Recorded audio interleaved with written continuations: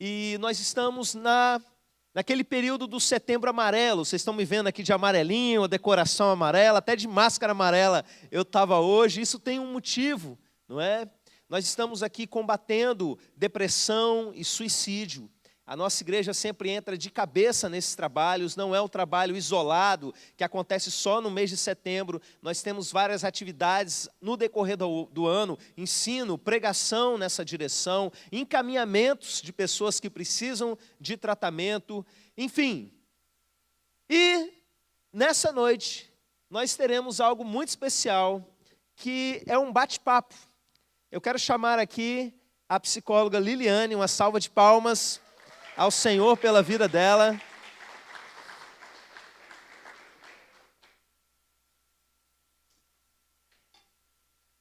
E como é que vai funcionar, meus irmãos? Eu vou ficar sentado aqui. É igual um talk show, alguma coisa assim, né? Ou na internet, hoje está muito comum os podcasts, né? Que chama a pessoa para conversar. Então tem alguém aqui muito importante hoje. E eu vou entrevistá-la, e ela também tem a oportunidade de me entrevistar de volta, né? Bem formal mesmo, bem tranquilo. E ao final desse momento, meus irmãos, vocês também vão poder fazer perguntas. Tá vendo só? Vão poder perguntar para a psicóloga gratuita aí, 0800, né? Em pleno culto de quarta-feira. Irmãos, eu tenho certeza que vai ser um momento proveitoso para cada um de nós, e nós temos muitas coisas para aprender. E como muita gente não te conhece, Liliane, principalmente aí, quem vai assistir o vídeo depois, né, que a gente vai mandar, eu queria que você se apresentasse um pouquinho. Boa noite, igreja, graça e paz. Bom, meu nome é Liliane, sou psicóloga. Minha área de atuação hoje é clínica, mas já passei em vários campos da psicologia, socioeducação, já atuei na assistência, na saúde, hoje estou só clinicando. E sou membro aqui da igreja e muito feliz por isso. Servir nessa igreja é uma bênção. E está linda a igreja, está linda aqui à frente, mas tem um cantinho ali todo especial que está muito gostoso, gente. Programação boa. Amém. A Liliane e a psicóloga que falou para a gente na semana passada, né, a irmã Rebeca, elas não são simplesmente membros da nossa igreja, mas são membros atuantes. São pessoas que estão de cabeça na missão que o Senhor nos deu. E eu tenho muito orgulho de ter vocês duas na nossa equipe. Amém? Liliane, fala para a gente, que negócio é esse de Setembro Amarelo? O que é o Setembro Amarelo e, assim, qual a importância disso? Então, o Setembro Amarelo é uma campanha que iniciou aqui no Brasil em 2015. Essa campanha surgiu através do CVV, que é o Centro de Valorização da Vida, da Associação Brasileira de Psiquiatria e dos Conselhos de Medicina, Conselho Federal, né, regional. E o objetivo dessa campanha é como todas as outras campanhas, né? A gente está entrando daqui a pouco no Outubro Rosa, né? A campanha de prevenção do câncer de mama. E aí a mulherada vai lá, faz todos os exames preventivos, mamografia, né? E aí a ideia do Setembro Amarelo é justamente essa, pensar na prevenção do suicídio, que a gente tem que entender que suicídio é uma questão de saúde pública, inclusive. Então, a gente precisa abrir a nossa mente para essa questão que envolve tanto preconceito, né? Tem um estigma tão forte por trás desse tema, e é um assunto assim tão delicado que normalmente as pessoas não querem falar sobre, né? Tratam como se não pudesse falar, porque se falar está incentivando. E não é verdade. Então, a ideia, o objetivo principal dessa campanha Setembro Amarelo é desmistificar essa ideia em torno desse preconceito todo que cerca o tema suicídio. Né? E aí a gente falando, né, de todo esse preconceito em torno do tema, eu penso no preconceito que a gente sofre enquanto profissional também, né? Rebeca está ali afirmando com a cabecinha. A gente sofre um preconceito muito grande na nossa profissão, às vezes até por parte, infelizmente, de colegas da saúde, né? Como se o nosso trabalho não fosse uma peça fundamental desse quebra-cabeça. E aí eu vou voltar uma pergunta para o pastor, porque existe também, infelizmente, um preconceito no meio religioso, e eu já ouvi algumas vezes algumas pessoas falarem assim, não vou no psicólogo não, porque meu psicólogo é Deus, eu converso com Deus, e isso é suficiente. Infelizmente, né, existe essa ideia. E aí, pensando, pastor, que existe isso, esse preconceito no meio cristão. Eu sei que essa igreja, tanto é que a gente está aqui abordando esse tema, esses 3 cultos, né, tem um olhar diferenciado, tem um olhar cuidadoso, de amor, de acolhimento, mas de uma maneira geral. Como que a igreja ela precisa se posicionar e entender o trabalho do psicólogo? Boa pergunta, né? Mesmo a gente estando numa igreja que é super saudável nesse sentido, eu acredito, Liliane, que a gente ainda tem muito preconceito a derrubar. Vocês sabiam disso? Porque uma coisa é a gente saber da importância de um psicólogo na vida da gente, na vida de quem está passando por dificuldade. Outra coisa é a gente admitir quando a gente está numa crise que a gente precisa, né? E é aí que os preconceitos eles começam a aflorar. A gente vê isso, quer ver? Vou exemplificar. Se eu viesse aqui pregar para vocês com o meu braço quebrado, com gesso no braço, e falasse assim, irmãos, eu sofri um acidente, estou aqui sentindo dor, mas Deus me deu uma palavra, eu preciso pregar essa palavra para vocês. Os irmãos iam falar, glória a Deus, aleluia. Agora, se eu chegasse aqui e falasse assim, irmãos, eu estou ruim, estou no meio de uma crise depressiva, não queria nem estar aqui. Vou falar para vocês, já tive pensamento de suicídio umas 3 vezes hoje, mas Deus me deu uma palavra e eu preciso entregar essa palavra para vocês. Você ia receber a minha palavra? Você ia olhar para mim e falar, não, esse cara não é de Deus, não. Misericórdia, ele está precisando de um exorcismo, de alguma coisa aí. Alguém bota a mão na cabeça desse pastor. Mas pera lá, a pessoa não pode estar doente? O braço pode quebrar, né? Mas a pessoa está passando por um momento de luta interna, de problemas internos, de repente coisas que estão muito acima das suas forças, luto, não é? Um trauma intenso, uma ferida interna que está aberta, e aí? Não é? Então, assim, a gente tem que enfrentar esses preconceitos, enfrentar com força. Porque, além do preconceito natural que a nossa sociedade já tem, que vocês, né, já enfrentam naturalmente, tipo assim, psicólogo é para quem é doido, já mistura tudo, não é? A gente tem esse problema no meio religioso muito forte, porque a gente ouve até hoje que depressão é sinal de falta de Deus, né? E uma série de coisas desse tipo, pensamentos de morte, sinal de que a pessoa não é convertida, sendo que a gente vê na Bíblia várias pessoas enfrentando isso. Nos últimos setembros, dos últimos anos, cada ano eu peguei um personagem bíblico e trabalhei pessoas que estavam vivendo uma crise interna tão forte que chegavam a ter esse tipo de pensamento. E essas pessoas precisam de ajuda. E o que eu aprendo com isso? Deus as ajudou. Eu vi Deus submetendo, por exemplo, Jonas a um processo terapêutico doloroso, de confronto, né? Mas fazendo isso com Elias, gente que pediu para Deus para morrer, né? E se Deus cuidou desses irmãos com carinho, com amor, com misericórdia, por que a gente não vai cuidar, não é? E esse é o meu entendimento. A igreja tem que se posicionar, tem que enfrentar, tem que quebrar os preconceitos de dentro para fora e ser exemplo de saúde, né, de cuidado, de amor para toda a sociedade. E nesse sentido, já que a gente precisa ter esse cuidado, eu vou fazer aqui uma pergunta para ela.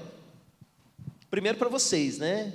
Você consegue identificar alguém que está passando por uma crise dessa natureza? Ou será que você, como muitos estão, né? Estão cegos? Obrigado, meu irmão. Estão cegos para essa realidade. Liliane, como é que a gente identifica que alguém está precisando de ajuda nessa área? Bom, se não somos nós que estamos passando por essa situação, a gente conhece com certeza alguém, seja no trabalho, em casa, na família. A gente, em algum momento, vai esbarrar com uma pessoa precisando de ajuda. E, normalmente, a pessoa que está em sofrimento, ela apresenta alguma mudança de comportamento. Mulheres, normalmente, pedem ajuda mais rápido, são menos resistentes, né? Mulher tem uma amiga, mulher tem alguém de confiança. Se ela não vai ao médico, se ela não busca alguém da ajuda, ela tem uma amiga a quem ela confidencia aquele sofrimento. Agora, se for uma pessoa que não tem essa facilidade, por exemplo, se a gente pensar uma criança, um adolescente, uma pessoa mais jovem, não tem essa facilidade, né, de chegar para alguém próximo e falar assim: ai, estou sofrendo, estou sentindo uma coisa esquisita, não estou entendendo o que está acontecendo. Ela vai dar sinais. E que sinais são esses? O comportamento dela vai ser diferente. Em algum momento, ela mostra um comportamento. Então, é uma pessoa que, de repente, começa a ficar muito melancólica, que passa a se isolar muito, fica muito dentro de casa, não quer ter, evita contato, né, contato social, até coisas do dia a dia, né, supermercado, essas tarefas que a gente precisa ter contato com o outro, a pessoa ela tenta se esquivar de alguma forma. Pode também haver um comportamento de agressividade, uma tristeza que não passa, e aí é uma tristeza que normalmente passa de 2 semanas em diante, né? Porque tristeza é um sentimento normal, faz parte da nossa vivência, né? A gente passa por alguma situação, se sente triste, é normal, a gente precisa compreender isso. Mas se há uma tristeza muito persistente, 2 semanas, e aí ela se alonga para 3 semanas, então já tem que ficar atento a esse comportamento. É uma pessoa que, do nada, ela começa a ter um comportamento agressivo e antes não era, né? Chora muito, passa a dormir muito ou não dorme quase nada. Então, assim, e quando a gente fala da questão do suicídio, a gente fala muito da depressão, mas existem outros transtornos também que também são fortes indutores do suicídio. Então, por exemplo, transtornos de personalidade, o transtorno bipolar, a esquizofrenia, que às vezes o paciente não foi diagnosticado ainda, mas que em algum momento esse transtorno vem à tona. Então, assim, não é do nada que a pessoa começa a mostrar um comportamento diferente. Então, mesmo que você não tenha um olhar tão clínico, tão treinado, você percebe que um colega do trabalho não está bem, que apresentou uma conduta diferente, que a fala está diferente. Por exemplo, a pessoa que fala assim, vontade de dormir e não acordar mais. É um sinal de alerta. Por que essa pessoa quer dormir e não quer acordar? Né? Vontade de sair andando por aí, sem rumo, e desaparecer. Então, também é um sinal de que essa pessoa tem ideação suicida. Então, assim, não é difícil identificar, mas a gente precisa ficar atento. A pessoa sinaliza, sempre sinaliza, de alguma forma. Às vezes, até aquela pessoa assim, que começa a brincar demais com situações de dor, de sofrimento, e faz piada em cima, também é um indicativo de que ela tem ideação suicida.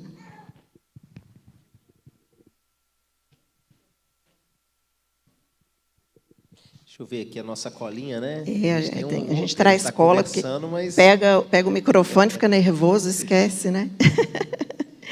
Então, mas aí, pensando nisso, né? A igreja é um lugar que chega todo tipo de gente, né? E em algum momento pode surgir alguém que esteja passando por esse sofrimento. E aí, quando essa pessoa ela vem, procura ajuda, inicialmente, acho que cabe pensar que pode ser um problema espiritual, né?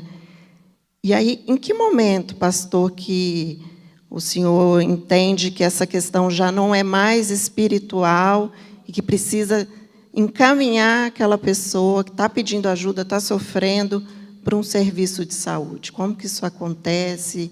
De que maneira?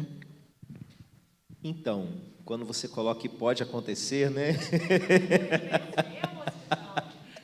A nossa realidade constante é essa. Por quê? Porque, meus irmãos, o contato com o mundo destrói a gente. A gente já chega na igreja destruído em muitas áreas da vida da gente e clamando pela misericórdia de Deus por uma reconstrução, né? E Ele faz de nós uma nova criatura, mas que nova criatura é essa? Você que é careca, por exemplo, aceitou Jesus, não vai crescer cabelo de uma hora para outra porque você virou uma nova criatura. Você que é ruim de matemática, você não vai, eu aceitei Jesus domingo, na segunda-feira, né, eu sou fera em matemática. Não é bem por aí. O nosso espírito se torna algo novo em Deus, nós nascemos do Espírito. O nosso corpo, na volta de Jesus, ele será regenerado, não é? Ele será feito um corpo glorificado, e a nossa mente, ela passa por um constante renovo. A parte da mente é um processo, né? E o Evangelho trata dessa maneira, a gente vai renovando a nossa mente. E quando as pessoas chegam, o Evangelho em si, ele já é terapêutico. E por isso a gente não vai encaminhar todo mundo, né, entupir aí os locais de tratamento, fazer encaminhamento de saúde para todo mundo, porque eu entendo que o Evangelho já é um processo terapêutico. Mas, ao mesmo tempo que é algo simples da gente discernir os casos que realmente precisam de um acompanhamento, às vezes a gente precisa de um pouquinho mais de paciência e discernimento. Por exemplo, se você chega na igreja com o dente doendo e pede, pastor, ora para mim porque meu dente está doendo. O que eu vou fazer? Eu vou orar por você. E você crê que Deus pode curar um dente cariado? Amém? Amém. Mas às vezes Ele quer que você vá no dentista. Isso não diminui a glória dele em nada, né? E às vezes Ele quer que você vá lá, sinta um pouquinho de dor e tal, aprenda a cuidar melhor dos seus dentes. O profissional olhe para você e diga, ó, sua escovação não está boa, né? Então, da mesma forma com relação à nossa saúde mental. Existem coisas que Deus vai curar assim, ó. Existem coisas que o simples contato com o Evangelho e o início do renovar da nossa mente já vai trazer cura para a gente. E a gente vê isso acontecendo na realidade da igreja todo o tempo. A pessoa vai no encontro com Deus. Eu me lembro de uma pessoa aqui da igreja que estava fazendo terapia há muito tempo, né? Foi no encontro, durante a semana voltou no psicólogo, e o psicólogo ficou chocado, porque ele falou, você resolveu esse problema, esse problema, e esse problema, e esse no fim de semana? E a pessoa foi e resolveu. Mas tinha mais uma opção de outras coisas para resolver. Mas assim, o Evangelho em si, a mensagem do Evangelho, ela traz cura para a gente. Entretanto, existem situações que a pessoa precisa. E por quê? Porque Deus quis assim. O processo de acompanhamento com o psicólogo vai fazer com que essa pessoa conheça a si mesma, e às vezes é isso que Deus quer. Às vezes, desembaraçando alguns problemas de longo prazo ali, com um trabalho mais árduo, ela vai poder desfrutar até muito mais do que Deus tem para ela. Vai poder ajudar outras pessoas dessa mesma maneira. Então, às vezes, Deus quer que a pessoa viva um processo mesmo, não é uma cura instantânea, né? Tem a ver com a questão da renovação da mente. E existem coisas que estão relacionadas, se a gente pensar na nossa vida como uma casa, né? Que é só você trocar um telhado, mas tem coisa que está lá no fundamento, né? Para você mexer no fundamento da casa, você tem que tirar a parede de lugar, é um negócio um pouco mais árduo e precisa dedicar um tempo maior nesse processo, tem que ir para um acompanhamento terapêutico, né? De uma maneira muito prática. Vamos pensar em alguém que teve um problema, né? E chegou na igreja, e aí a gente percebeu que essa pessoa precisava de uma ajuda maior. Acontece muito no meio dos jovens a questão da automutilação. Na verdade, eu tenho visto nos últimos anos acontecendo em gente de tudo quanto é idade. Ano passado, uma senhora já da nossa igreja pediu ajuda nesse sentido, toda cortada. E o que a gente vê? A pessoa chegou, a gente ora, a gente aconselha, a gente apresenta o que Deus está revelando naquele momento a respeito de consertos, né, da vida da pessoa, exercício da fé, mas a gente percebe que a pessoa continua dentro daquele processo. Esse é um sinal que Deus está querendo que ela faça uma caminhada um pouco mais longa nesse sentido, né? Quando eu era professor de ensino médio, eu vivi muito isso, Liliane, dentro da sala de aula. E a reação das pessoas às vezes me espantava, porque eu me lembro de uma garota que no meio da aula, ela não estava fazendo atividade, eu cheguei perto e ela estava se cortando com a gilete e sangrando ali, debaixo do meu nariz. Sabe quando a pessoa está escondida, mas está querendo que alguém descubra desesperadamente, não é? E aí eu tirei da sala, conversei, aconselhei, e eu fui percebendo algumas coisas nesse entorno, tipo, a menina tinha várias marcas e a família não sabia de nada. Família evangélica, como vocês que estão nos ouvindo aqui, né? Não percebia. E a reação, às vezes, de quem estava ao redor, ou de quem sabia, né? Ou amigos, ou gente da própria escola, era tipo assim, tá só querendo chamar a atenção, para de bobeira, né? Mas eu penso que, ainda que a pessoa esteja querendo chamar a atenção, eu acho um ato tão desesperado para chamar a atenção que não é possível, tem um problema sério ali, tem algo que precisa de uma atenção especializada, né? E aproveitando até o gancho para isso, eu queria que você falasse um pouquinho para a gente também a respeito disso. Na época eu comecei a pesquisar, estudei um pouco do assunto até para ajudar os alunos, né? Mas é o que todo mundo precisa saber. Que história é essa do povo se cortando? O que isso quer dizer? Isso é uma realidade realmente muito cruel e muito presente, principalmente entre os jovens, né? Por isso que vê muito em escolas. Mas não é só os jovens, tem realmente pessoas adultas praticando a automutilação. E a automutilação é qualquer ato onde a pessoa deliberadamente pratica uma lesão contra o próprio corpo. Então, o nosso corpo, nós temos as nossas defesas, né? Quem é dona de casa que se arrisca no fogão, você vai tirar uma panela, um bolo e encosta, está quente, o nosso reflexo imediato é tirar imediatamente, né? Porque terminação nervosa, né? A gente tem nervos em toda parte do corpo, então qualquer ato de lesão, de agressão, vai doer, né? E aí a gente tem que parar para pensar que nível é esse de sofrimento que a pessoa está, aonde ela, para aliviar uma dor interna, ela lesiona o próprio corpo, né? E eu já questionei alguns pacientes, mas e aí? Passa, alivia? Alivia. Naquele momento, alivia. Mas depois vem aquele turbilhão de sentimentos e de culpa, principalmente, né? Porque é muito doloroso, é muito cruel, gente. E realmente tem essa ideia, né? Quer chamar a atenção. E é o que o pastor falou, de fato, né? Mesmo que a pessoa queira chamar a atenção de alguma forma, a gente precisa ter um olhar de acolhimento, né? Porque a gente parar para pensar, né, lesionar o próprio corpo para aliviar uma dor, que dor é essa, gente? Tão grande assim, e é intenso, dói de verdade. A dor emocional, eu costumo dizer no consultório que é a pior das doenças. Isso se a gente pensar em doenças físicas terríveis, né? Com tratamentos terríveis também.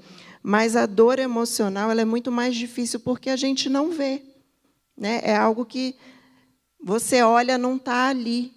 Por isso as pessoas julgam tanto, né? Você, como o pastor disse, quebrou o braço, você está vendo, você faz um raio-x, está lá uma fratura. E a dor da alma? Não existe ainda um exame que você vai lá, faz um hemograma e está ali, está aqui o resultado, sua dor está justificada. Não existe. Né? Então, a gente precisa ter esse olhar. Por que a pessoa está se lesionando? E ficar atento em casa, pai, mãe, né? Quem tem um familiar que está em sofrimento emocional, precisa ficar atento, porque eu já peguei situações de atender adolescente e perguntar para a mãe, seu filho se lesiona? Não, meu filho não se lesiona, não. Eu tenho certeza que não, porque não anda de blusa de frio. Mas nem sempre essa lesão está em braço, está em perna. Né? Às vezes, a menina usa shortinho, curtinho, e está ali a região do quadril toda lesionada. Mas a mãe não vê, o pai não vê, porque não vai na praia com o filho, não pratica um esporte com o filho, não é presente na vida do filho.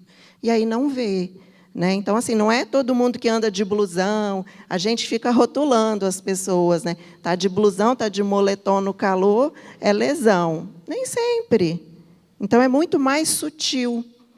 Tá? E, como eu disse, não é só adolescente. Tem adultos se lesionando, e a gente precisa ficar atento e jamais, nunca, julgar. Acolhe. Outro assunto que preocupa a gente, mais do que essa automutilação, né, essa autolesão, é o suicídio.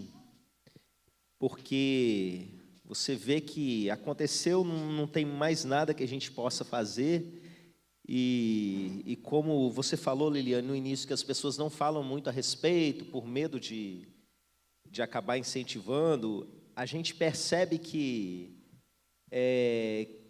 as notícias não chegam muito para a gente, os jornais não divulgam muita coisa, mas quando a gente para ver os dados, você chegou a me mostrar os dados, você tem ele aí, esses dados? Eu não trouxe, assim, mas de cabeça eu me lembro que esses dados que eu passei para o pastor são dados de 2012, porque foi o mais atual que eu encontrei. Não sei, de repente, se tiver alguém no chat, né, que tenha dados de 2018, 2019, talvez possa sinalizar para a gente. Mas, assim, dados de 2012, cerca de 11.800 suicídios no Brasil, em 2012. De lá para cá, vocês acham que as coisas melhoraram? Eu não consigo ser tão otimista assim. Eu me lembro de ter visto que o Brasil, acho que é o oitavo, né? Oitavo país do mundo em número de suicídios. Isso é muito sério, é muita gente se matando, e se você parar para pensar, né, você vai se lembrar de alguém. Eu agora me lembro de alguns casos assim muito tristes. O irmão da igreja, o irmão Fred, me ligou uns tempos atrás falando de um garoto que eu conhecia, que estava vivendo um período de depressão muito forte, com problema no relacionamento, e me chamando para ir lá fazer uma visita. E eu falei, com certeza, vamos sim. Eu conhecia o menino, tinha vindo na igreja quando era novinho, né, quando era criança, eu tinha sido professor dele na escola, e a gente acabou ali de combinar. Chegou uma outra ligação, tipo assim, no mesmo minuto. O menino tinha se enforcado dentro de casa. Alguns dos jovens aqui da igreja se lembram bem desse momento. E isso, irmãos, é uma coisa devastadora para a pessoa, para a família que ficou, para quem está ao redor, não é? E a gente, como igreja, precisa estar preparado para trabalhar para que isso não aconteça. E eu queria que você, como profissional da área, né, explicasse para a gente assim, o plano de ação que normalmente existe com relação a isso. Como prevenir que a situação chegue nesse limite? Então, existem, sim, planos de ações que a gente pode adotar. Eu tenho esse plano, eu utilizo no consultório, quando chega algum paciente, né, que apresenta a ideação suicida, depois que a gente faz o encaminhamento, né, para a rede de atenção especializada, psiquiatra, né, e aí introduz medicação, a gente orienta o paciente e orienta a família também, né, a implementar esse plano de ação. Então, assim, é importante, eu trouxe até uma colinha aqui para a gente não errar no passo a passo. Não é difícil, mas a gente precisa colocar em prática. Então, assim, se você não é o paciente, não tem um familiar, mas conhece alguém, quem tiver condições de anotar, anota. Quem agora, no momento, não pode anotar, volta depois do vídeo, vai estar gravado. Anota isso e passa com carinho para alguém que você conheça, né? Se inclui nessa estratégia de prevenção, porque ela dá resultado, ela salva vidas, de verdade, funciona. Tá? Então, assim, a primeira estratégia que a gente adota no plano de ação e prevenção, né, um plano de segurança, é reconhecer esses sinais. Então, assim, se você é o paciente, né, é a pessoa que está em sofrimento emocional e apresenta a ideação suicida, primeira coisa que você precisa entender, identificar os sinais, né, que são aqueles sinais que a gente falou lá no início.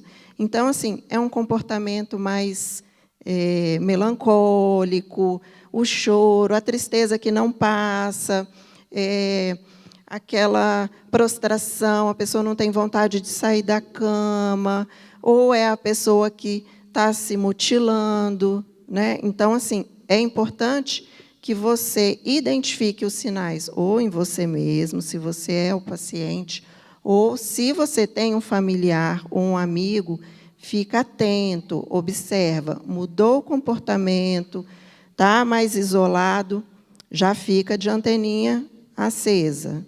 Tá? E aí, aprendeu a identificar os sinais, qual que é o segundo passo?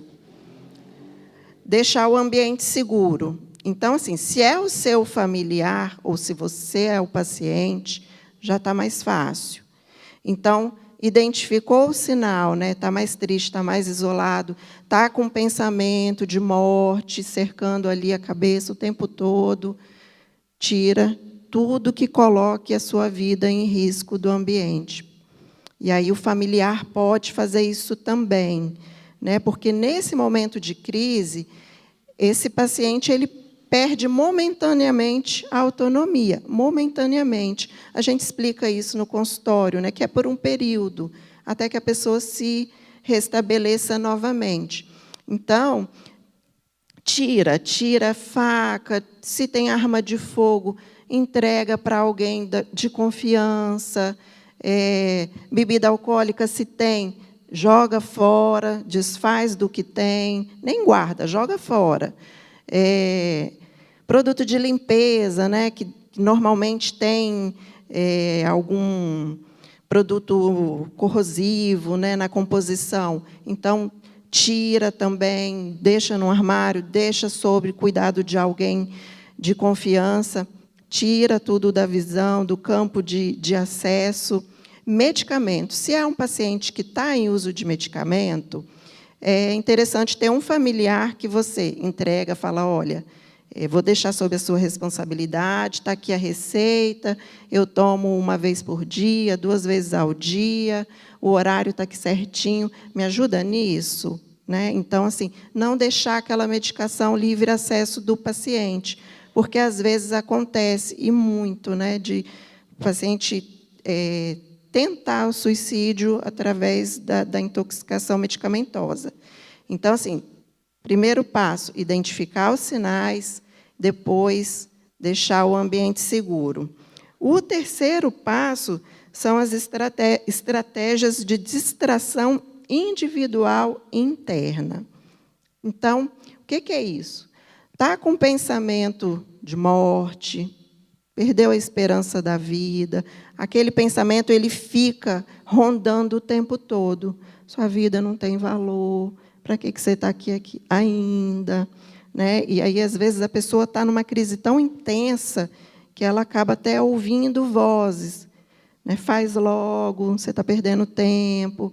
Então, você vai buscar uma distração interna. Como que é isso? Faz alguma coisa para mudar, virar aquela chave do pensamento, tirar o foco. Então, coloca um filme, coloca uma música. Se é uma pessoa que sabe tocar violão, vai tocar o violão, toca uma música mais animada. Então, a ideia é essa, girar aquela chavinha do pensamento, tirar o foco daquela ideação momentânea. Tá? A quarta estratégia é a estratégia da distração externa. Então, já tentou a distração interna, né, fazer alguma atividade, isso ali dentro de casa. Não funcionou, o pensamento continua rondando, vai tentar algo externo. O que é o externo? Lembra que o pastor falou, né, da questão religiosa, que também entra, né, como uma atividade terapêutica? Se você pode, tem uma igreja que você se identifica, vai para aquela igreja, visita. Está numa crise, está quase no horário do culto, vai para lá, você vai ouvir um louvor, vai se sentir melhor. Então, é uma estratégia. Procura alguém que você possa, por exemplo, conversar um pouco. Então, por exemplo, se você tem um vizinho que você conhece, que você tem confiança, que você pode falar sobre essa dificuldade que você está passando, já deixa essa pessoa de sobreaviso. Então, olha, pode ser que eu tenha uma crise, que eu tenha uma dificuldade.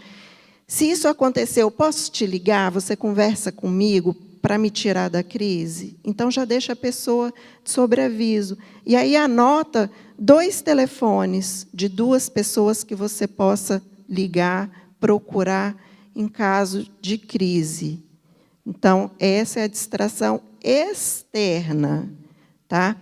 E aí, depois dessa distração externa, vamos pensar que a crise está muito complicada, está muito intensa, não funcionou. O pensamento ainda está ali. A gente vai pensar em articular rede de apoio. Como que é isso? O que é articular rede de apoio? A gente vai buscar, né, alguém que possa te auxiliar naquele momento. Então, lembra daquela pessoa que você já tem o telefone? Liga para ela, vai na casa dela, posso ir aí? Faz um café, leva lá, vim tomar um café com você. A pessoa já vai entender que você está no momento de crise, que está doendo, que está com um pensamento que não está tão seguro assim. Busca o pastor. Pastor entra na rede de apoio, tá, pastor? Não é só o pastor, não. A igreja, né? A igreja, nós somos essa rede de apoio, tá, gente? Então, não é só o pastor. Todo mundo que está aqui, que está ouvindo, estou vendo gente anotando, que legal. Todo mundo é essa rede de apoio, tá? Então, a pessoa fez todas as estratégias, não funcionou, a gente está ali como é disponível para essa rede de apoio. Por que é interessante todo mundo estar disponível? De repente, né, liga para o pastor está atendendo outra pessoa, está em outra emergência, está em outra situação. Então, a gente precisa ter essa disponibilidade. Né? E aí tem a sexta e última estratégia para o caso da pessoa que já tentou todos os pontinhos, né, que eu falei, mas ela continua na crise. porque a intensidade, o negócio é doloroso, é difícil mesmo, né? E aí, o que a pessoa vai fazer quando ela já tentou distrair a mente, tentou fazer atividade, tentou conversar com o vizinho, buscou lá a igreja, voltou para casa, continua em sofrimento, continua com uma ideia que a mantém em risco, o que ela vai fazer? Ela vai buscar ajuda profissional. E aí, essa ajuda profissional, eu vou aqui imaginar que todo mundo que está na crise já está em acompanhamento. Estou sonhando aqui, né? Mas é o que deve acontecer.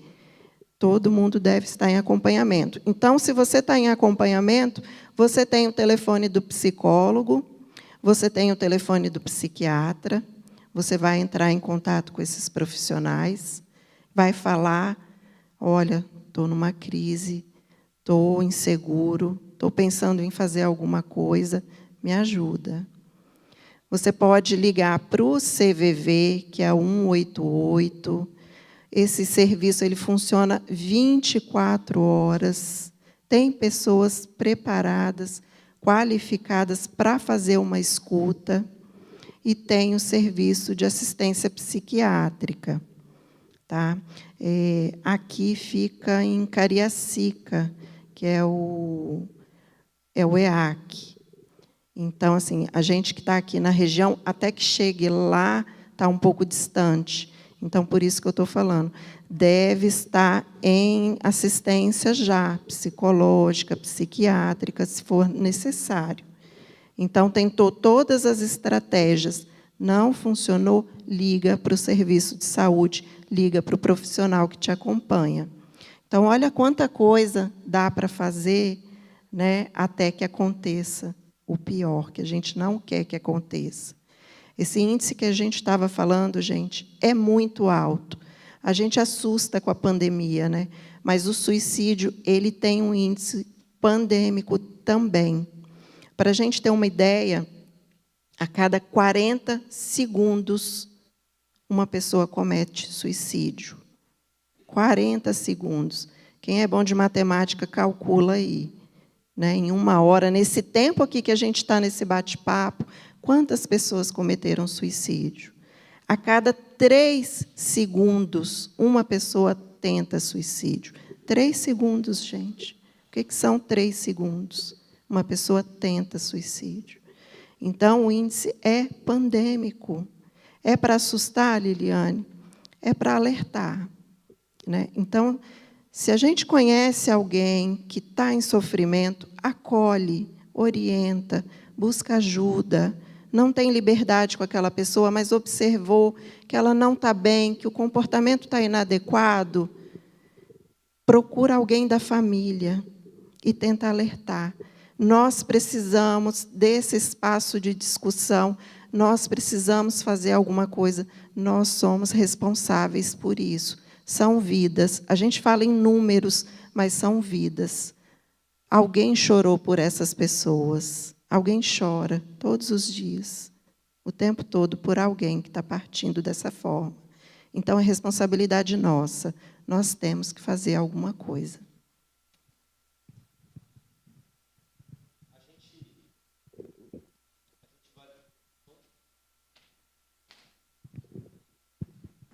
Isso. A gente vai daqui a pouquinho para o nosso momento de perguntas. Queria pedir até que o nosso Ministério de Som disponibilizasse aqui mais próximo o microfone para vocês poderem usar, né? E quem nos acompanha à distância, pode colocar aí no chat ao vivo do YouTube alguma dúvida que você tem, ou direcionada para ela ou para mim, e a gente, na medida do possível, vai procurar responder, não é? E enquanto eles vão se organizando aqui, você vai pensando na sua pergunta, a gente vai para as nossas palavras finais, né? As nossas considerações finais. Eu quero falar para você que tem enfrentado luta em algum nível, ainda que não seja o extremo da... Como é que é a mesma expressão? Não é pensamento de morte, eu uso ideação suicida, né? Aprendendo o nome técnico. a ideação suicida, né? Embora você não esteja ainda nesse nível, talvez esteja algo, talvez uma depressão em estados iniciais, não espere o caldo entornar para procurar ajuda. Enquanto a coisa ainda não está tão difícil, não é? Ajuda, procura socorro. Eu sei que isso mexe muito com o nosso orgulho, porque a gente ir para um psicólogo é a gente desnudar a nossa alma para alguém. E eu sei que isso dói. E eu sei que não é uma coisa gostosa de se fazer. Você chegar diante de outro ser humano e falar de coisas que você morre de vergonha. E tocar em pontos da sua alma que você nem gostaria que existissem. Que você muitas vezes não admite para você mesmo. Você vai botar isso para fora, para outra pessoa olhar. O medo do julgamento, uma porção de situações que, no fim das contas, é o seu orgulho lutando contra você mesmo, impedindo você de ser curado. Eu vejo gente correndo de psicólogo, eu vejo gente abandonando tratamento por orgulho, por medo de se abrir, né? Então, assim, procura ajuda e procura para ontem. Esse é o meu apelo. E eu quero deixar aqui uma outra recomendação para vocês. Esse vídeo, eu posso colocar ele no meu canal depois, tem muita gente lá que acompanha. Eu vou colocar ele no meu canal no YouTube e na descrição do vídeo eu vou colocar uma playlist com pregações que nós já tivemos aqui a respeito dessa temática. Tem uma, inclusive, que eu acho muito importante para a gente entender essa interação com o mundo espiritual, que é depressão, suicídio e batalha espiritual. Porque, assim, por um lado, existe aquele mito de que isso é coisa do diabo e a pessoa está endemoniada, e não necessariamente, a gente sabe disso. Mas entenda que sempre existe um oportunismo de Satanás e seus demônios, e a gente não pode ser inocente com relação a isso, não é? Então, a partir de um texto da palavra de Deus, a gente percebe uma exemplificação clara disso e como a gente deve proceder nesse sentido. Então, isso que o pastor falou é muito importante, gente. Normalmente, o que acontece em consultório é as pessoas procurarem quando o caldo já entornou, né? Quando a situação já está para lá do grave. Isso acontece muito. E a gente sabe o quanto que a prevenção faz diferença, faz muita diferença, gente. Então, quando a gente fala, né, na questão física, o Outubro Rosa, por exemplo, né, quantos casos de câncer de mama que foram descobertos no início da doença e que depois a paciente obteve cura.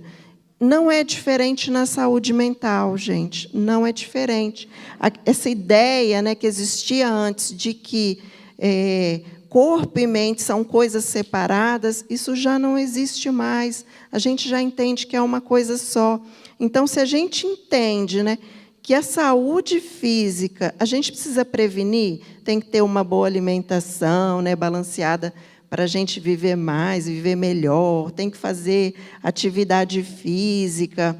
Por que a gente não pode pensar que eu vou no psicólogo porque eu tenho angústias, porque eu tenho inseguranças, porque eu tenho medo? Né? Nós, psicólogos, fazemos terapia também, né, Rebeca? E como que é bom. Às vezes é difícil, de fato. Eu brinco com os meus pacientes, eu falo, vai ter dias que vocês vão sair daqui com raiva de mim, mas faz parte do processo, é necessário, né? O confronto é necessário. E depois o paciente fala assim, como foi bom, como eu estou aliviado, como eu tinha questões que nem eu conhecia. Então, vão quebrando esse estigma de que psicoterapia é coisa para doido, que eu não preciso. Isso não existe mais, gente. Todo mundo precisa. Psicoterapia é para todos, é para quem quer viver e viver bem. E é isso que Deus sonhou para a gente, né, pastor? Inclusive, Jesus veio para os doentes, não para os sãos. Verdade. Ele veio para mim.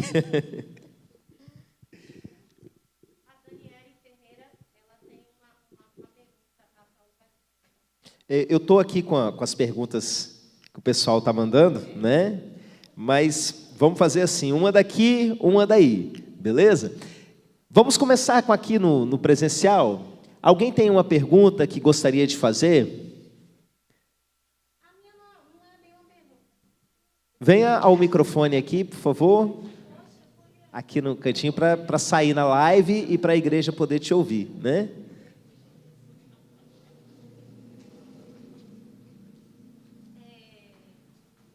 Olá, gente. Boa noite. Suspender aí. Tem que colocar no microfone pro Edson. Brincadeira. Olha só, eu sei a resposta do que eu vou falar, mas eu queria que, em virtude das pessoas que estão aqui, daquelas que vão ouvir ainda, eu queria que vocês deixassem assim, bem claro que vocês começaram a conversa falando do preconceito e tal, mas eu queria que vocês deixassem bem claro assim, crente fica doente, fica assim, entendeu? Então, assim, não significa que seja demônio, às vezes é também, tipo assim, né? Tudo junto. Deixa bem claro, assim, das duas partes, para que não haja dúvida em quem está ouvindo, que qualquer pessoa pode ficar, né? Sim, é uma colocação muito importante. Qualquer pessoa pode adoecer, crente, não crente, pastor, líder, ovelha. Qualquer pessoa pode adoecer, gente. Como eu falei, todo mundo tem angústias, todo mundo tem problemas, todo mundo tem inseguranças. E nós temos um corpo físico também. Às vezes, esse adoecimento é orgânico, é hormonal, pode acontecer, né? Já aconteceu de chegar paciente no meu consultório, estou com uma depressão, não estou aguentando, não estou suportando, já fiz de tudo. E aí a gente faz uma anamnese, investiga a vida da pessoa, investiga o estado de saúde, aí a pessoa fala assim, mas eu já tive problema de tireoide há 10 anos atrás. E aí a pessoa vai e faz um exame e está com uma alteração na tireoide. Então, tem causas orgânicas também. Então, não é falta de oração, não é falta de Deus. É ser humano. Qualquer pessoa pode adoecer. Crente ou não crente, não estamos livres de viver situações difíceis e dolorosas na vida. Todo mundo, em algum momento, vai viver um luto que não necessariamente vai virar uma depressão, mas que pode virar uma depressão. Tem fatores genéticos também, né? A mãe teve uma depressão lá na adolescência, tratou, está bem, e aí você é contemplado com essa herança antecipada. Pode acontecer. Então, qualquer pessoa pode adoecer. Surgiu uma teologia nas últimas décadas, né? Foi muito popular no Brasil. Hoje, graças a Deus, eu acredito que está caindo. Mas que as pessoas acreditavam que crente não ficava doente e qualquer doença era sinal de pecado. Entendeu? Isso é muito complicado. E, junto com isso, vinha a ideia de que Deus é obrigado a curar todas as doenças porque nós estamos pedindo e ignorando a soberania dele. Irmãos, na Bíblia a gente vê o apóstolo Paulo falar que ele pregou aos Gálatas porque ele estava com enfermidade. Foi por causa de uma enfermidade que ele ficou lá e acabou pregando e eles conheceram o Evangelho. Deus é dono da nossa vida e às vezes Ele permite que a gente passe por certas situações difíceis porque Ele sabe o que é melhor para a gente, né? Às vezes a gente quer um alívio rápido para uma situação e Deus, como eu falei, quer que a gente passe por um processo. Outra coisa é a questão da própria medicação. O apóstolo Paulo, que tinha no seu currículo ressurreição de mortos, que tinha vários sinais e milagres que o acompanhavam, um dia mandou uma carta para um discípulo dizendo assim, olha, quando você for beber água, não bebe água pura, não, vai lá e mistura um pouco de vinho, porque tem uma questão por trás disso, do vinho naquele período servir como um tipo de asepsia para uma água de baixa qualidade e tal, enfim. Em outras palavras, toma um remédio de vez em quando por causa do seu estômago, meu filho. Ele falando para o seu discípulo tomar remédio, Um cara que tinha várias histórias de milagre na sua vida. Deus cura por remédio também, por um estilo de vida saudável, por um acompanhamento com psicólogos. Psicólogos são usados por Deus, não é? E eu vou um pouco mais longe. Não é só psicólogo crente, porque às vezes a gente tem esse preconceito, né? É lógico, eu gosto de encaminhar alguém para um psicólogo de confiança minha, alguém que é espiritual, mas, meus irmãos, se eu precisar fazer uma cirurgia complicada e a pessoa não, o médico que for operar lá, minha cabeça, por exemplo, não for crente, eu vou orar por ele, Deus vai usar ele do mesmo jeito.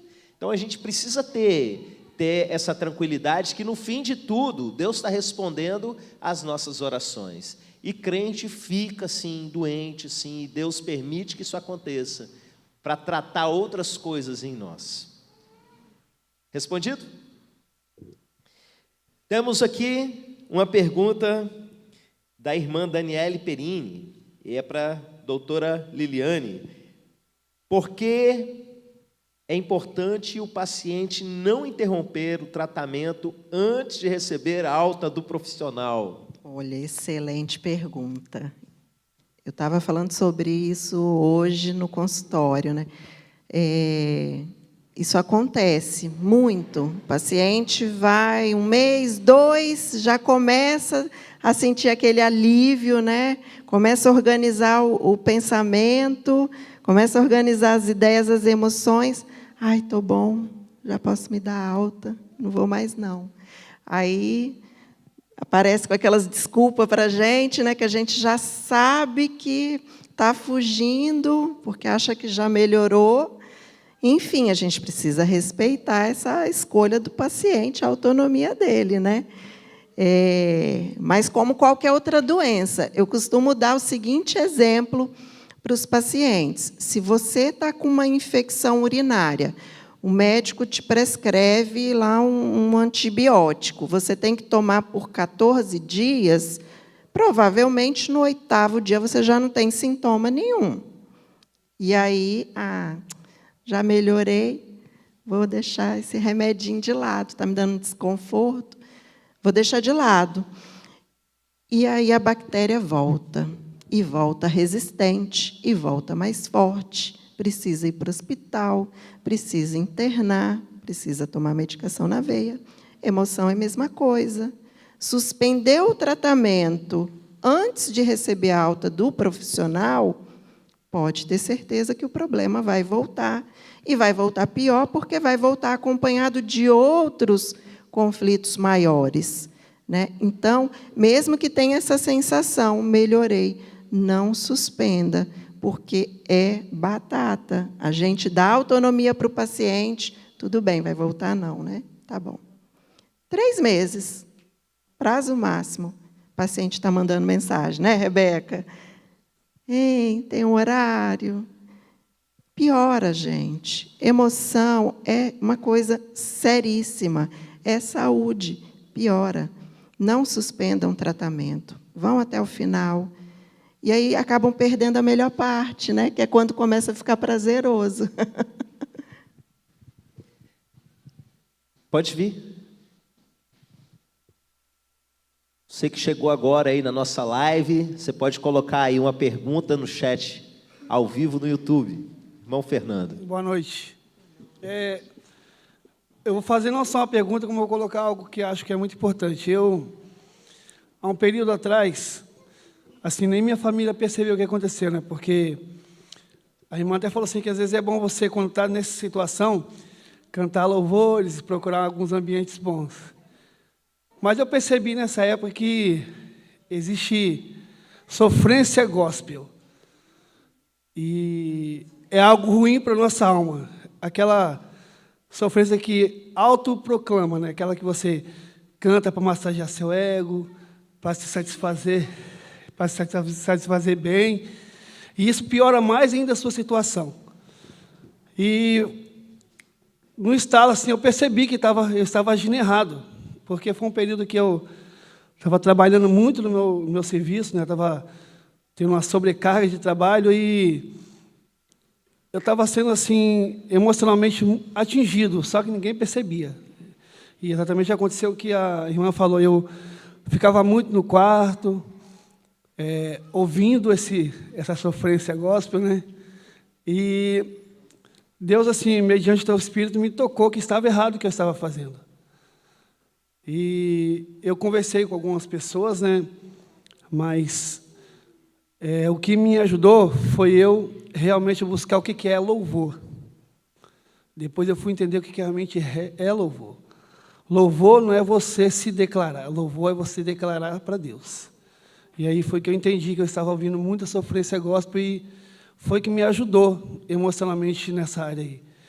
Então eu queria, assim, colocar não só esse ponto aí para a gente estar atento a essa situação, porque eu percebi, realmente, nesse período, vinha esse desejo, assim, igual aconteceu com alguns profetas do passado. Por que eu não morro logo, né? Por que essa situação não acaba logo?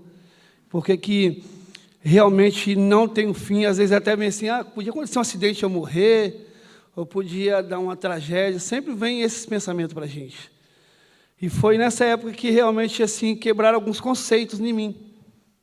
Porque eu tinha exatamente alguns conceitos de que crente não entra em depressão. Crente não passa por essas coisas. E isso, assim, isso foi até antes, né, pastor? Eu vim para essa igreja aqui, né, quando eu estava na outra igreja, que eu passei por esse período. E eu comecei realmente a perceber que a melhor cura para mim era exatamente eu fazer isso. Quando eu começo a ficar com essa alma machucada, do que a gente passa por momentos, né? E eu entendi que o melhor jeito era o louvor. Buscar auxílio, né? Conversar realmente e louvar. Então, eu queria, assim, que realmente é só falar isso, né? E comentar isso e aproveitar para vocês darem a deixa de como realmente fazer para que não chegue a esse estado, né? Qual é o melhor jeito. Então louve, simplesmente louve. Quer comentar? Então, que experiência interessante, né? A gente tem essa tendência mesmo de quando está triste, né? Tentar piorar, afundar a situação, né? É do comportamento humano, gente. Então, assim, como não deixar a situação se agravar, piorar, né? Essa é a sua pergunta. Sentiu que não tá bem, algo tem um incômodo ali no coração, gente, procura ajuda profissional, né? Antes se tinha uma ideia de que psicólogo era difícil, era muito caro, era longe, a gente tinha várias desculpas, né? Hoje a gente tem profissionais aqui no bairro atendendo com valores sociais, acessíveis. Tem profissionais fora, né? Vitória, Serra, até em outros estados, profissionais excelentes, de confiança, fazendo atendimento online, que não perde quase nada, praticamente nada, do atendimento presencial. Então, assim, como não deixar piorar? Prevenção, sempre pensar, saúde é prevenção. Então, na verdade, é o que nós falamos, psicoterapia é para todos, mas se já está sentindo que está com uma angústia, que está com sentimento de tristeza constante, que não passa, que você nem entende por quê, procura um profissional. O Fernando citou uma coisa que eu achei curiosa aí, que é a sofrência gospel, né? Vou usar esse aí daí para frente. Roubei seu termo. Irmãos, como eu preguei domingo, tem muita coisa dentro da religiosidade que a gente chama de fé em Jesus, que a gente chama de fé evangélica, que não tem nada a ver, que é adoecedor mesmo, que é um culto ao ego, e quando você adora a Deus verdadeiramente, você atrai a presença dele para você, você se torna semelhante àquilo que você adora, não é? Princípio espiritual, você vai atraindo a força de Deus sobre você. Mas tem muita música, não é? E para piorar a situação, a gente vive numa temporada, numa safra de músicas evangélicas, que está acontecendo o seguinte: onde foram parar as grandes músicas de celebração, de alegria, de festa? A gente no Ministério de Louvor sofre para colocar umas músicas mais alegres, porque a igreja brasileira, de uma maneira geral, assim, né, virou um povo chorando no escuro, tudo pintado de preto, luz apagada e uma choradeira. Às vezes a pessoa está até cantando algo muito positivo, mas está lá assim: vitorioso és, na tempestade estás. Meu Deus do céu, era uma letra que devia estar todo mundo pulando feliz da vida, né? Que ele é vitorioso no meio da tempestade e tal. Nada contra, eu amo essa música, adoro com ela também. Mas é essa vibe que a gente entrou. Parece que só tem isso. É muito difícil a gente achar uma coisa que realmente celebre a alegria do Senhor, não é? Então foi bem colocado. Foge da sofrência gospel, principalmente você que está em crise depressiva, que está vivendo uma situação difícil. Não fica ouvindo certos louvores que não são louvores coisa nenhuma, né? Que joga você no chão, tá bom?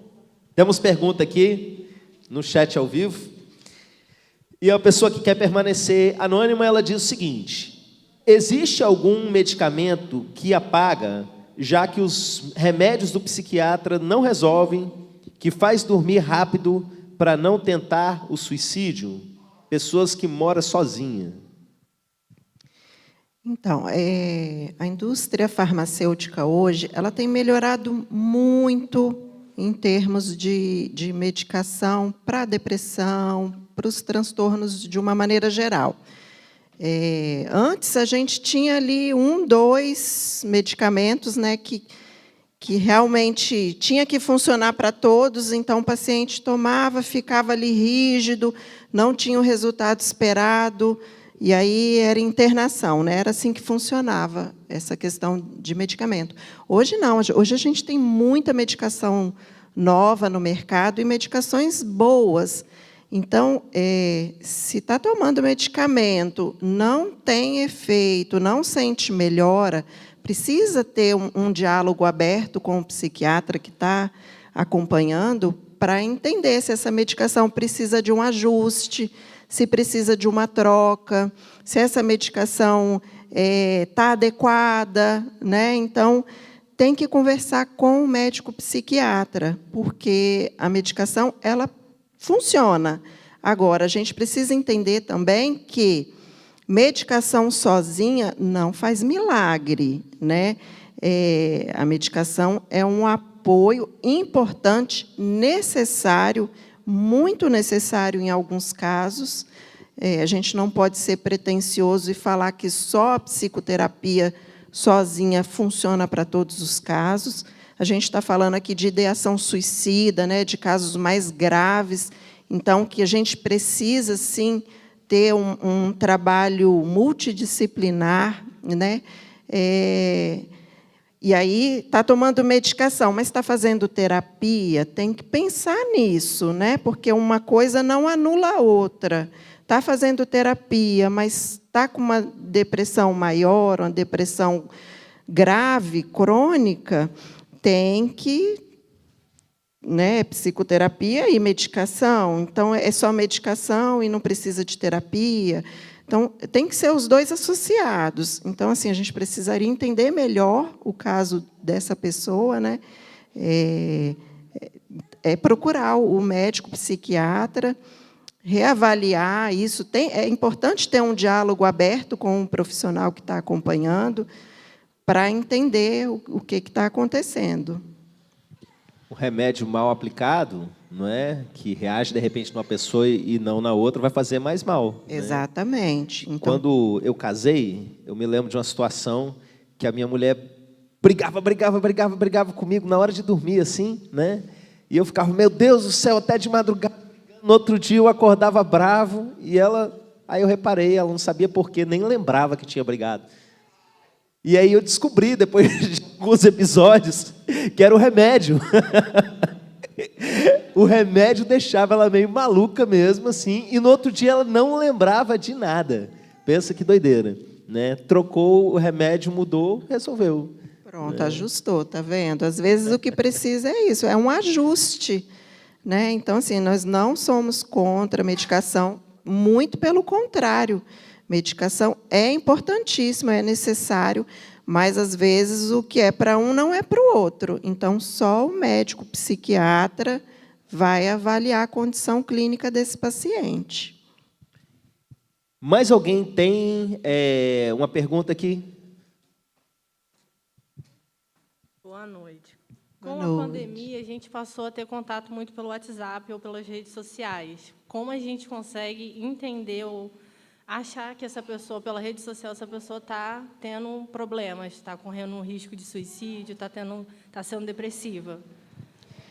Lembra da rede de apoio que a gente falou, né? Que a gente precisa se incluir nisso? Então, às vezes, é mais fácil para a pessoa falar pelo WhatsApp o que ela está sentindo do que ali, o olho no olho. Né? Então, se ela sente confiança em você, se ela sente que você está disponível para acolher sem julgamento, em algum momento ela vai sinalizar. Então, assim, algumas pessoas têm mais facilidade pela rede social. Então, se você tem, né, contato com essa pessoa, acredito que tenha uma certa intimidade, uma liberdade. Né? Então, se ela sente isso, ela vai colocar para você.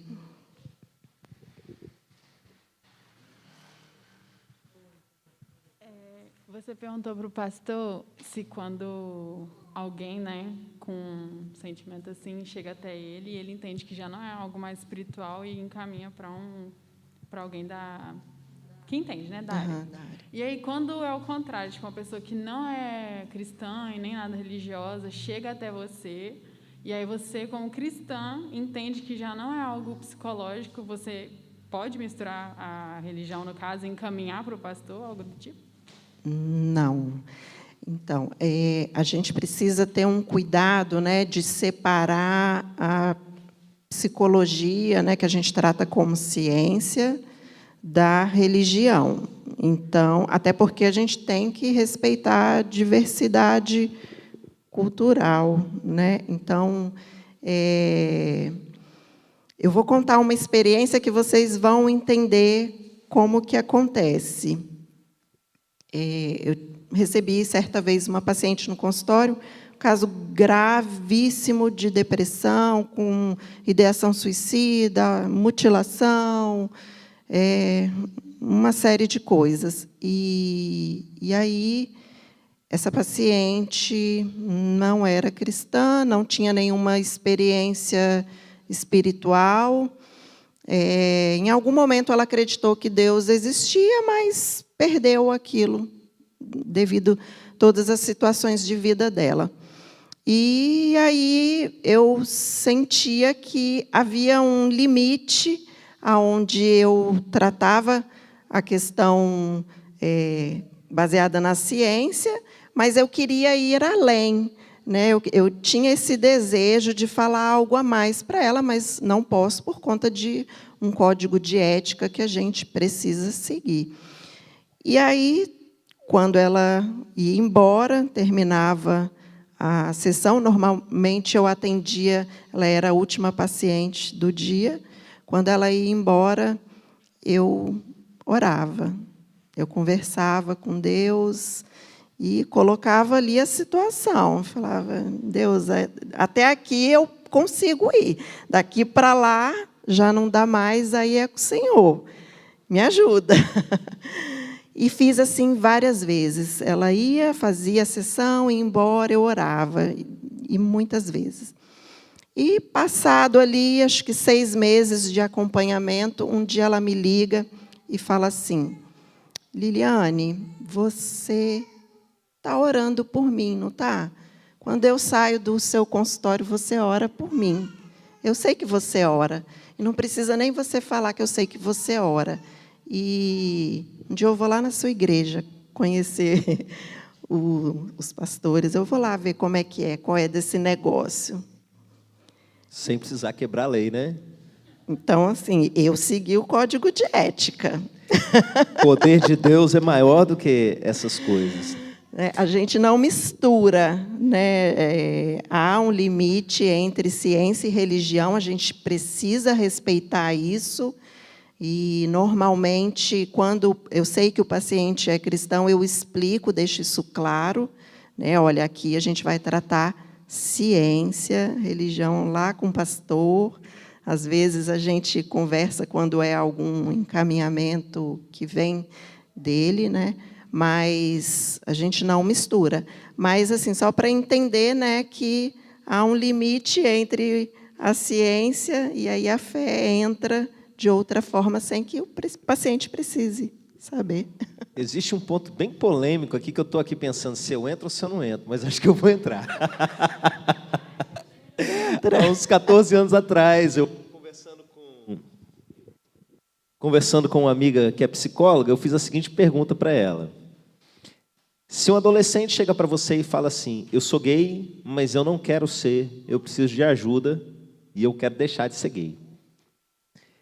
O que você faria? Aí ela falou, eu não posso fazer nada como psicóloga, eu falaria, procura pastor fulano, pastor fulano, pastor fulano e vai conversar com ele. Por quê? Porque se ele não quer, porque entende que é pecado, pecado não é assunto da psicologia, né? Pecado é assunto que o pastor vai poder orientar. A gente não trata a homossexualidade como doença. A gente trata como a Bíblia trata, pecado. E pecado a gente trata todos eles, né? Como a Bíblia ensina para a gente, arrependimento, luta contra a carne, etc. e tal. Mas eu achei curiosa essa resposta dela, porque foi uma situação que ela claramente encaminhou para o pastor por entender que não era o campo de trabalho, né? Sim, é um questionamento também muito comum. A gente precisa pensar nessa questão que ele apresenta, né? Eu sou homossexual, mas eu não quero ser. Por que ele não quer ser? A gente tem que entender, né? Ouvir esse sujeito, por que ele não quer ser? É por conta dele entender que é pecado, né? Então, a escuta, ela é a nossa principal ferramenta. Precisa entender todo o contexto. E no consultório também a gente não trata a homossexualidade como doença, não é doença, né? Então, eu ouvi até uma piada outro dia, se é bissexual, toma o quê? Meio comprimido? Não existe, né, gente? Então, assim, a gente vai tentar entender a história de vida desse sujeito, por que ele não quer ser. Isso é uma questão importante. A gente vai entender. E aí, se entender que única e exclusivamente, depois de trabalhar todas as questões, contexto familiar, social que ele está inserido, história de vida, e aí, se ele ainda assim, eu, como profissional, compreendo que é por uma questão de um entendimento religioso, de que ele pensa que ainda é pecado, aí sim vou devolver para o pastor, porque aí já não compete mais ao profissional enquanto ciência.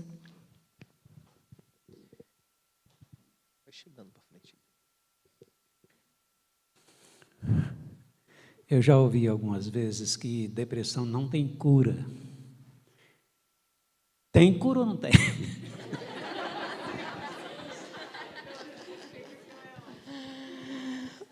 Excelente pergunta, pastor Zias.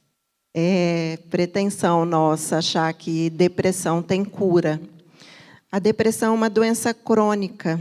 Ela, infelizmente, não tem cura, mas ela tem tratamento. A gente fala em tratamento, em controle da doença, né? Então, uma pessoa que toma medicação, ela pode tomar medicação, talvez, para a vida toda, mas depende, cada caso é um caso, tem que ser avaliado clinicamente. Mas a gente não fala em cura, a gente fala em tratamento, em controle. A pessoa melhora, ela tem qualidade de vida, ela consegue trabalhar normalmente, ela consegue ter uma convivência social normal, mas através do controle. Cura é pretensão nossa pensar que... Mas do lado de cada mesa, a gente pode falar, né? Tudo é possível ao que crê.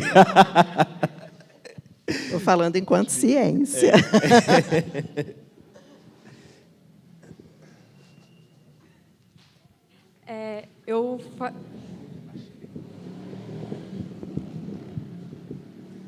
Eu faço curso em coreano e, automaticamente, eu estudo a cultura coreana. E lá o índice deles de suicídio é muito grande. Tem até uma ponte que ela tem frases que é onde muitas pessoas se suicidaram lá. E, assim, pelo que eu estudo, até meus professores falam que, às vezes, é culpa da cultura. O quanto a cultura, tanto religiosa quanto do país, pode afetar nisso. Existem países onde o índice é muito maior do que o nosso, né? Tanto que a gente está em 8º, né, nesse ranking terrível aí de mortes.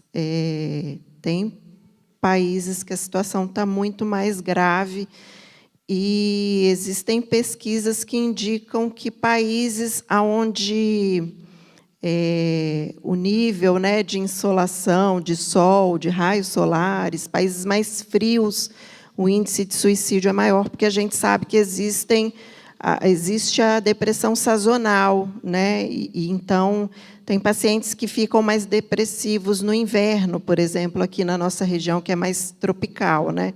Dias nublado, a pessoa costuma ter crises. Então, tem essa questão cultural, sim, isso é verdade. E, enfim, são inúmeros fatores. Isso é muito real. Só exemplificando, né, 2 situações. No Oriente, existe ainda aquela ideia do suicídio como um ato de honra, como um ato de coragem. A gente vê isso nos filmes de artes marciais e samurais e tal, a pessoa morrer com honra. Existia um ritual, seppuku, que a pessoa pegava a daikatana, a espada pequenininha, né, e se matava. Eu me lembro de uma biografia missionária que eu li há anos atrás, de um samurai que se converteu, e ele andava com aquela espada para cima e para baixo, a pequena, para o dia que ele fosse se matar, né? E um dia ele vendeu aquela espada e comprou uma Bíblia. E um outro ponto que se relaciona com isso é a Europa chamada pós-cristã. A Europa, depois de viver muitos escândalos ao longo de séculos relacionados à Igreja Católica, depois passou a Reforma Protestante, e em alguns desses lugares o Evangelho é muito desacreditado, e as pessoas que são consideradas mais evoluídas, digamos assim, né, elas não têm fé. E nesses lugares, os índices de suicídio são bem altos. Eu tenho amigos que moram em regiões assim, e eles falam que o povo se mata fácil lá, justamente por essa falta de fé, de esperança, né? A gente sempre orienta para tratamentos, né? Às vezes tratamento de alcoolismo, né? Drogas, essa questão de ter uma prática espiritual. A gente sabe o quanto que é importante e por isso que entra naquela rede de apoio, né? Então, é uma orientação que nós fazemos, independente, né, da ideologia que a pessoa tem, mas que ela exercite a fé. A gente sabe que faz diferença, sim.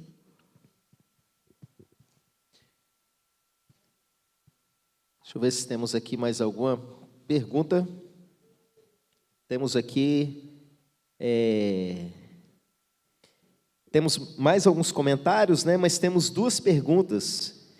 Uma, a irmã está perguntando se existem tipos diferentes de depressão, né? E quais são. E a outra está perguntando o seguinte: há alguma possibilidade de ter contato com pessoas que passam por essa situação e absorver para si mesmo só pelo fato de ver a situação que elas se encontram? Então, 2 perguntas aí que são para você. Existe, sim, vários tipos de depressão. Existe a depressão maior, que é a depressão onde a pessoa já tem a ideação suicida, né? Existem níveis diferentes de depressão. Depressão leve, a depressão média, a depressão grave, ou maior, que a gente chama. Existe a depressão sazonal, né, que eu falei agora, de períodos onde inverno, países mais frios, onde quase não tem sol, né? Então, existem, sim, tipos diferentes e em transtornos diferentes. Por exemplo, existe a depressão bipolar, né, que é onde o paciente bipolar ele fica prostrado, ele não quer fazer nada, ele não sai da cama, ele não toma banho, e aí ele oscila depois para aquele período de mania, né, que é a excitação, faz tudo, trabalha, dança, sai e quer fazer tudo. Então, existem níveis diferentes, tipos diferentes e em transtornos diferentes. A segunda pergunta, né, se a pessoa pode absorver, né, convivendo com alguém. Se for uma pessoa mais sensível, sim, ela adoece junto, por isso que é importante o encaminhamento, né? Buscar essa ajuda para essa pessoa e aí também pensar, sempre lembrar o que eu falei, psicoterapia é para todos. Então, se você está adoecendo porque convive com um amigo, com um familiar que está pesado, não está dando conta, procura ajuda também, procura um psicólogo, né? Vai fazer uma psicoterapia. É acessível, sim, não é mais aquela coisa extraordinária como a gente achava que era. Então, pode, sim, também a pessoa adoecer por conviver com alguém. Temos mais uma pergunta e, de repente, a gente já responde.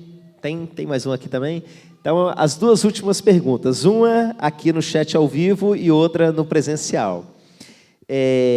A irmã Geralda, auxiliadora, está perguntando: quando o profissional sabe que o paciente está pronto para ter alta? A Geralda está me sabotando.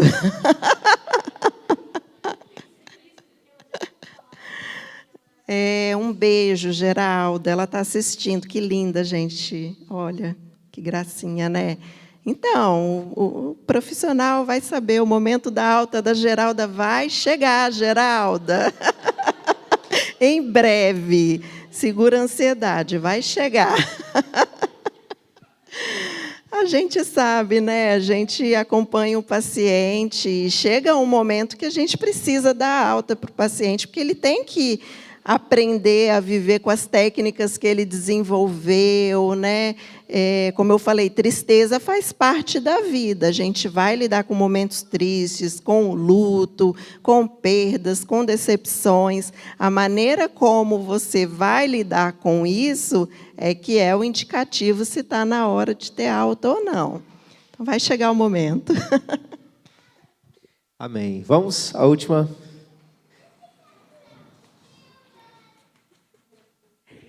Boa noite. Boa noite. A pergunta é sobre pessoas que fazem o contrário do que a gente falou no começo, que a pessoa demonstra, se isola, demonstra que está triste o tempo todo, e pessoas que fazem o contrário disso, se envolve socialmente, conversa, ri com você, e tipo, quando chega em casa ou fica no momento sozinho, que fica naquele momento depressivo, né? Como que a gente pode identificar isso? Então, isso acontece também, né? Às vezes a pessoa não tinha aquele comportamento assim tão excitado, né? De fazer muitas coisas, de conviver com muita gente, de sair, de badalação, de conversar muito, e de repente ela começa a rir muito, a fazer muita piada. E, normalmente, em algum momento, você vai perceber uma piada, aquele humor negro, né? Uma piada em cima de uma situação que, para outra pessoa, poderia ser dolorosa.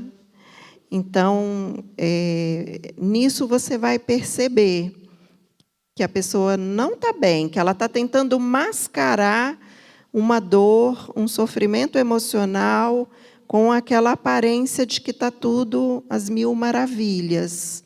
Então, é o comportamento que muda, é sempre o oposto, né? Se a pessoa era mais tímida e, de repente, ela aparece brincando, fazendo piada de tudo, querendo estar em todos os lugares, então, não necessariamente que ela vai cometer suicídio, né? mas que ela está num nível de sofrimento. Amém, meus irmãos? Estamos chegando ao final, não é? E eu queria convidar vocês a gente orar. Quero agradecer, né? A boa vontade, a dedicação da nossa querida psicóloga Liliane, e cada um de vocês que esteve aqui, que participou conosco da live, que colaborou com suas perguntas.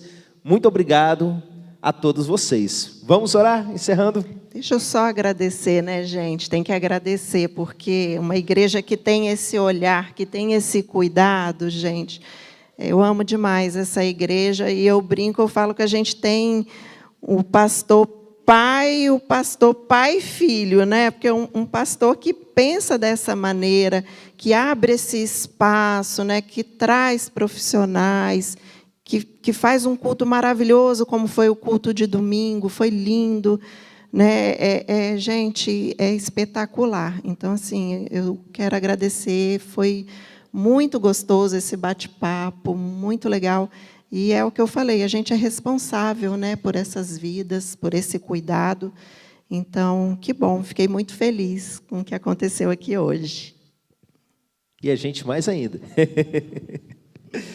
Pai, nós queremos te agradecer, porque o Senhor tem permitido a essa igreja ser bênção na vida das pessoas, e que o Senhor cada vez mais nos use, abra os nossos olhos, o nosso entendimento, a nossa sensibilidade para perceber a dor do nosso próximo, e que a gente seja usado, meu Pai, para consolar pessoas, assim como o Teu Espírito Santo tem nos consolado, que a gente consiga consolar os outros pelo Teu poder, usando o presente que é a ciência nas nossas vidas, com tudo aquilo que o Senhor já entregou de bom para as culturas humanas em termos de tratamento, mas também, Senhor, usando a capacitação sobrenatural por meio da fé, que a gente consiga trazer cura a esse mundo. Eu peço que o Senhor use o ministério da irmã Liliane, que cada paciente que chegar ali a esse consultório, que não seja simplesmente algo no natural, mas até sem eles mesmos saberem, que o Senhor esteja agindo sobre eles o tempo todo, e que o Teu Espírito Santo flua através da vida da Liliane, de tal forma que todos que chegarem até ela para serem atendidos, seja como sendo um encontro com o verdadeiro Jesus nela, em nome de Jesus, amém, amém.